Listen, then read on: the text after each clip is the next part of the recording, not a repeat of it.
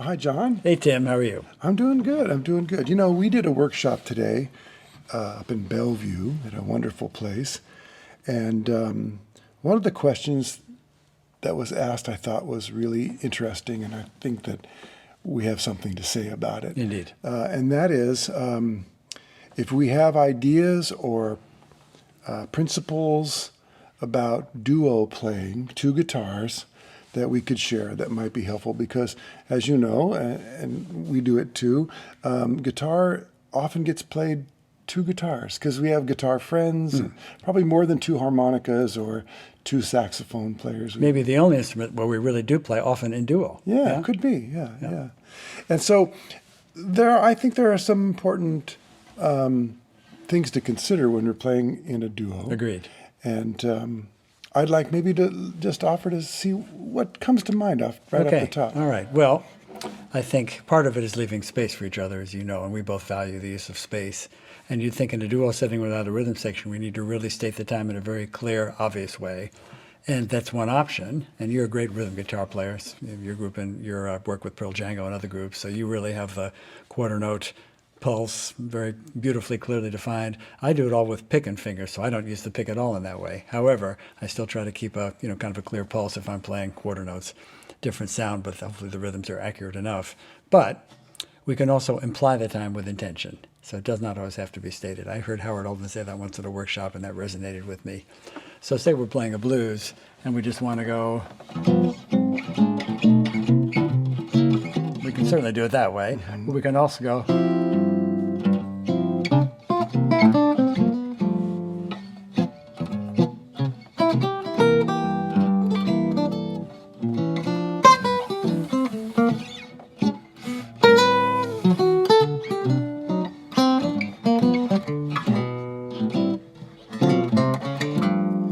Okay, could you all feel that?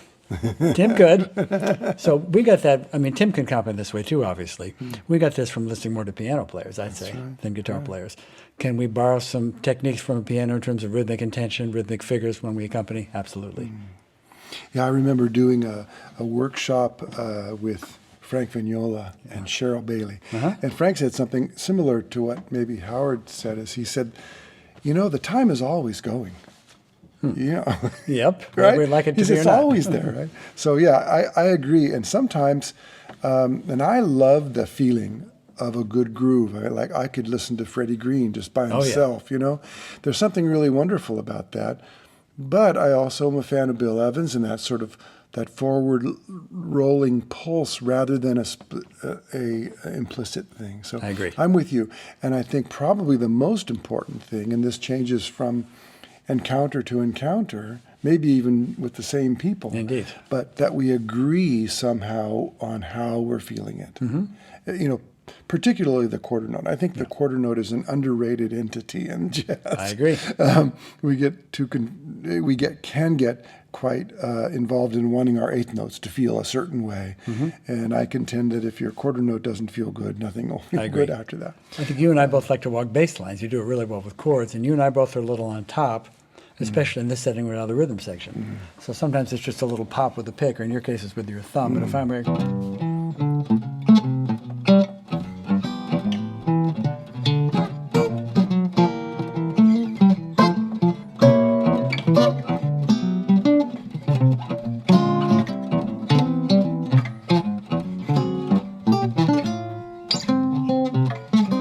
let me hear your bass line. 1, 2, 3.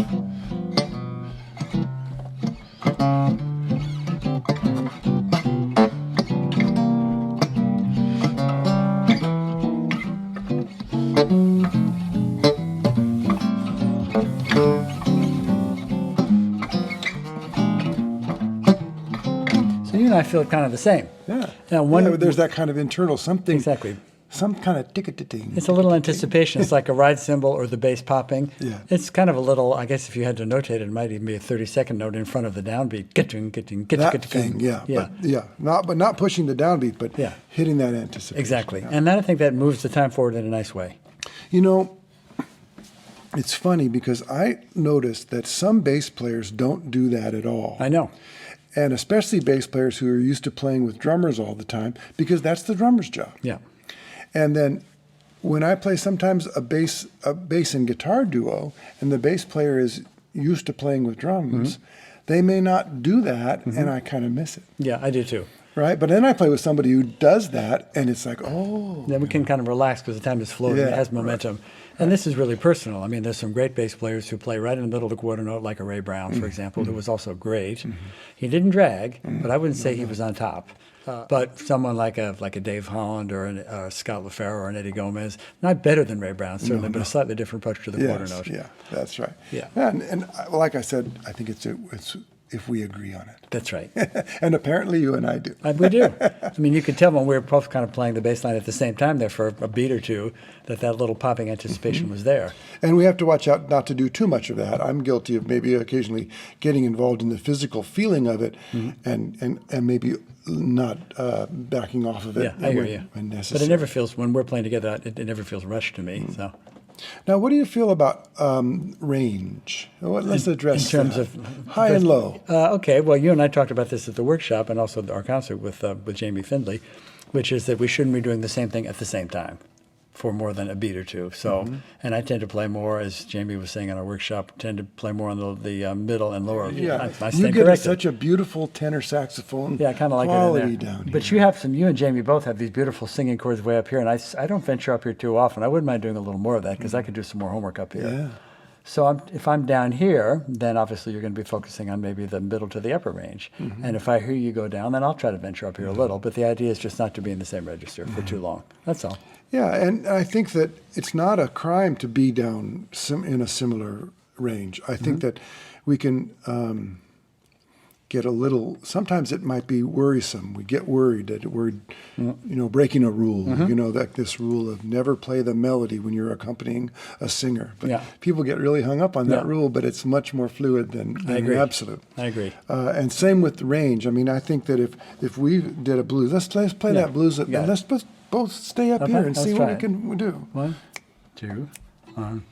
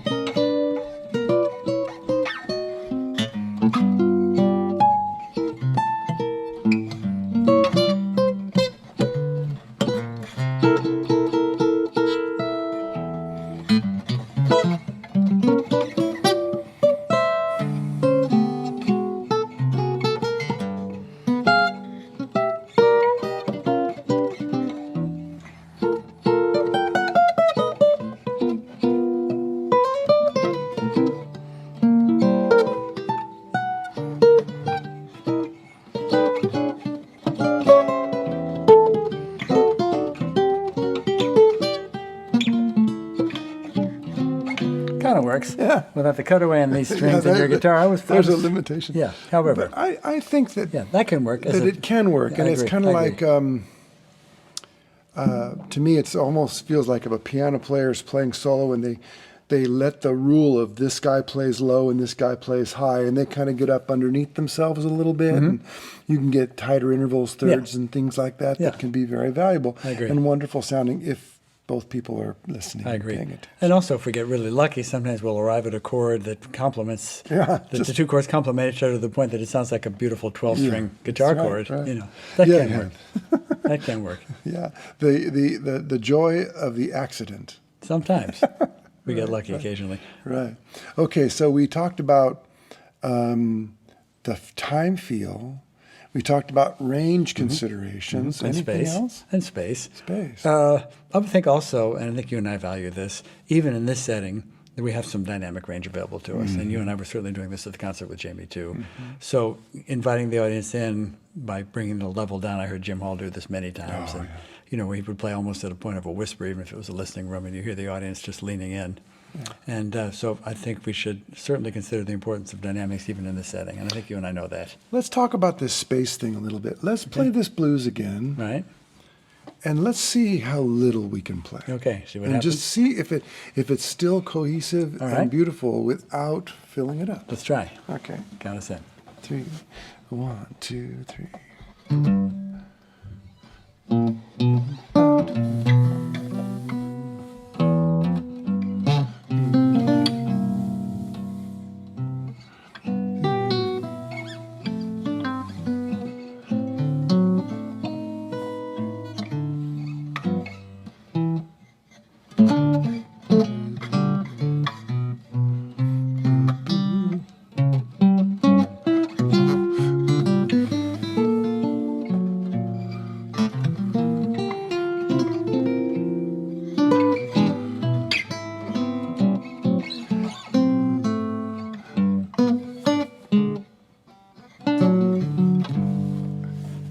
Actually, I saw Lage Lund and Gilad Hexman both do this, where practicing with a really, really slow click, and it might even be on 3, every other measure. Yeah. And they could play quarter notes or eighth notes and stay pretty well dialed in. I was impressed, actually. I'm not sure I could do it. Oh, I don't think I But could. just teaching yourself to internalize time with these long increments of space in between. But I'd say that held together pretty well. Yeah, that was nice. That was nice. Yeah, and space, as we're saying, is so important, maybe not quite to that extreme. But sometimes, You know, over the sometimes- course of an evening, yeah, why not?